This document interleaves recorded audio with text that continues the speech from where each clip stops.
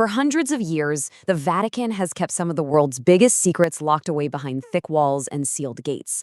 But now, after 500 years, some of its most mysterious vaults are finally creaking open, and what's being found could literally change history as we know it.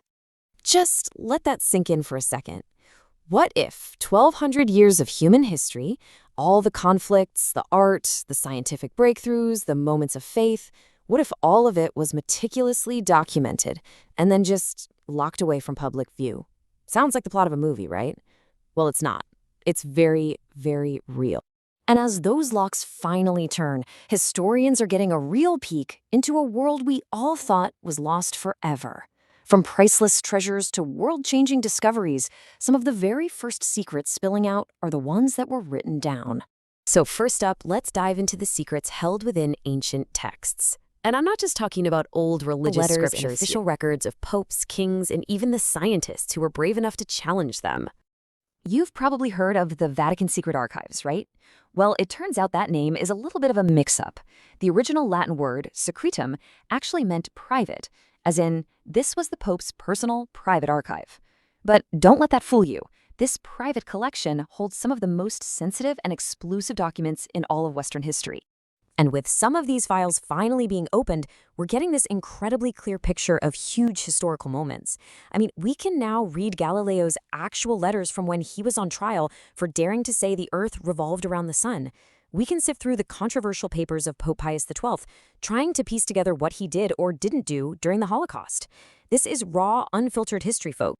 But you know, the Vatican's written history isn't just on fragile paper scrolls. It's also preserved in something much, much older, one of the oldest and most complete Bibles known to exist. This is the Codex Vaticanus, and what makes it so mind-blowing is its age and just how complete it is. I mean, think about it. It dates all the way back to the 4th century. This book, written on delicate animal skin, has somehow survived almost 1,700 years of wars, fires, and endless debates. It's one of our most direct links to the earliest days of Christianity. All right, but not all of the Vatican's secrets are tucked away in dusty archives. Nope. Some of them have been hiding in plain sight for centuries, buried under layers of dirt and just forgotten by time, right there on the walls themselves. Get this story. It's absolutely incredible. Restorers are doing a routine cleaning in this little room, the Room of Tears, where new popes go to reflect.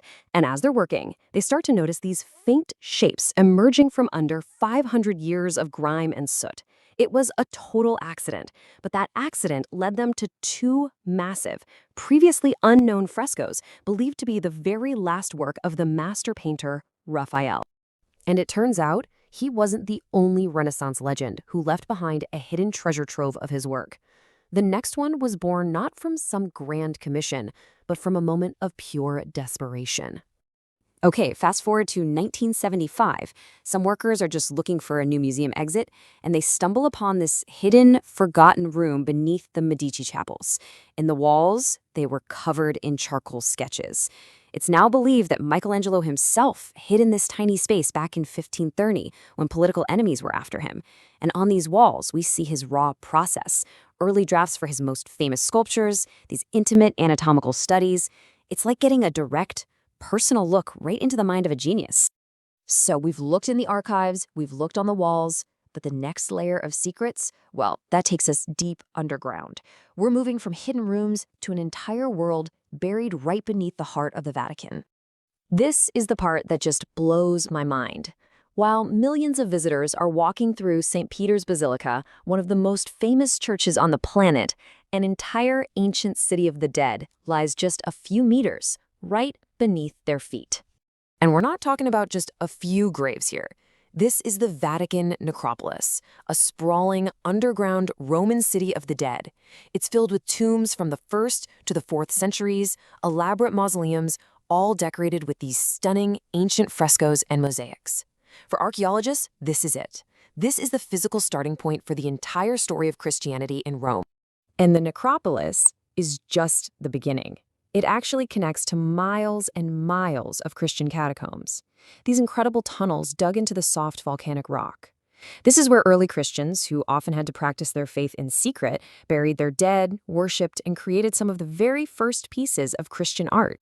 All right, For our final stop, we arrive at the most debated, the most mysterious discoveries of all. We're talking about sacred relics, objects where faith, history, and hard scientific scrutiny all collide. And this leads to one of the biggest questions in all of Christianity. Have archaeologists actually found the bones of St. Peter? You know, the disciple Jesus chose to lead his church, who was traditionally martyred and buried in Rome? Could his actual remains have survived all this time? Well, a recent excavation in a Roman church, one with really deep ties to that early Christian community, has uncovered bone fragments that some believe belong to the apostle himself. Now, the excitement around this is obviously huge, but the final verdict? That's going to have to wait for the scientific analysis to come back and tell us their true age and origin. But maybe no relic is more famous or more controversial than the Shroud of Turin. For millions of believers, this linen cloth is an absolutely sacred object. They believe it bears the miraculous image of Jesus after the crucifixion, complete with all the marks and bloodstains. Its power as a symbol of faith is just undeniable. But, of course, the science tells a much more complicated story.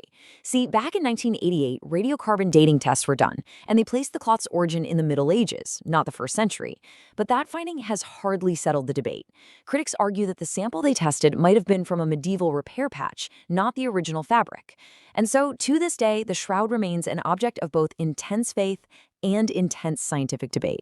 So after all this, looking at hidden texts, lost art, ancient tombs, you start to think, maybe we're looking for the wrong thing. Maybe the greatest secret of the Vatican isn't some single object or a single answer. Maybe the real secret is the mind-boggling reality that so much of our shared human story is collected in this one place, and there's more being discovered all the time. It really makes you wonder, right? With so much already found in dusty archives, hidden on walls, and buried deep under the earth, what other secrets do you think are still just waiting to be uncovered? What discovery is going to be the one that rewrites our history books next?